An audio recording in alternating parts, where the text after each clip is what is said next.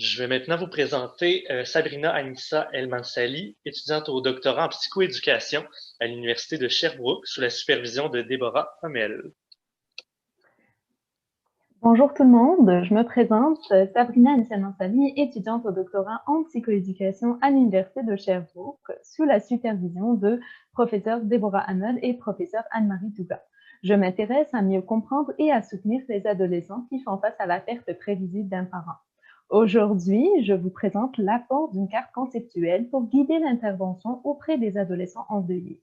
Avant de vous la présenter, j'aimerais vous expliquer brièvement le concept de carte conceptuelle que j'ai réalisé en me basant sur le modèle écologique de Brenner. En fait, la carte conceptuelle, c'est un outil qui est utilisé particulièrement par les psychoéducateurs et les psychoéducatrices, mais qui peut être utilisé par d'autres professionnels de la santé.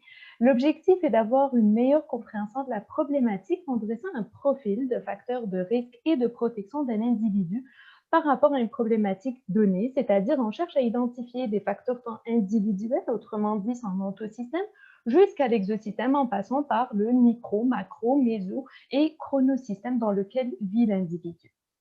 Dans le cadre de la présentation d'aujourd'hui, vous l'auriez compris, l'objectif est d'identifier les facteurs de risque et de protection qui viennent faciliter ou au contraire entraver la résolution du deuil chez l'adolescent. Comment je l'ai élaborée, cette fameuse carte conceptuelle?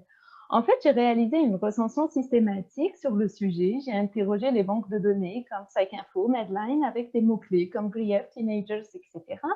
J'ai déterminé des critères d'inclusion et d'exclusion et j'ai recensé ainsi 32 articles que j'ai soigneusement lus et à partir de ces derniers, des facteurs de risque et de protection de la résolution du deuil qui ont été cités par plus d'un chercheur ont été identifiés et repris dans ma carte conceptuelle que voici.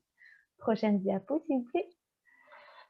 Donc, comme vous le voyez, malheureusement, le temps ne me permet pas de vous l'expliquer en détail, mais comme vous le constatez, il y a un code couleur pour chaque niveau systémique. Donc, à gauche de l'écran, vous trouvez tous les niveaux systémiques et vous voyez que chacun est identifié par une couleur différente et les facteurs de risque et de protection sont là à chaque niveau finalement. Par exemple, en gris, ça représente l'autosystème, en rose, le microsystème, puis on voit qu'il y a des bulles qui sont plus proches, puis d'autres plus éloignées. C'est en fonction de comment ces facteurs peuvent interagir ensemble. J'aimerais aussi retenir votre attention que les facteurs de protection sont identifiés avec des pourtours verts pointillés.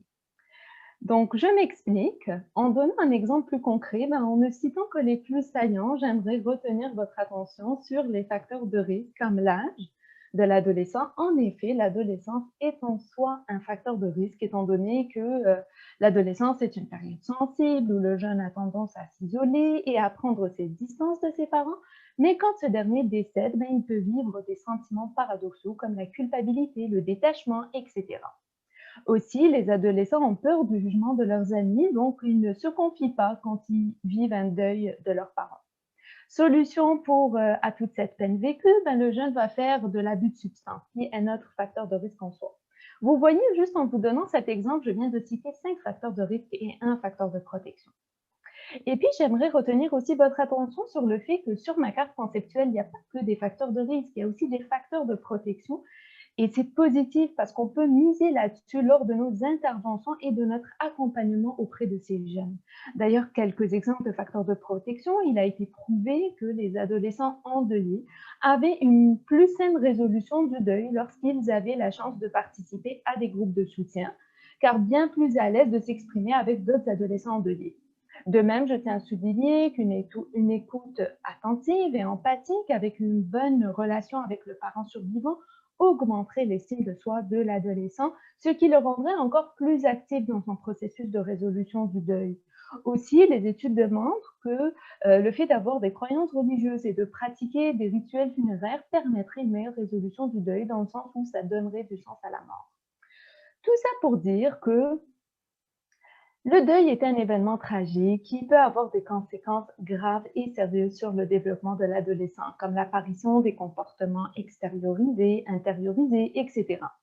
On le sait, la carte conceptuelle a montré la complexité de cette problématique vécue chez l'adolescent, mais heureusement, elle a permis aussi d'identifier les principaux facteurs de protection sur lesquels on peut miser lors de nos interventions avec les adolescents de vie, comme favoriser le soutien social des amis et de la famille, le fait qu'il y ait des groupes de soutien, la bonne communication avec la famille, maintenir les activités physiques du jeune, seraient finalement toutes des pistes ou des avenues qui seraient en faveur d'une saine résolution du deuil.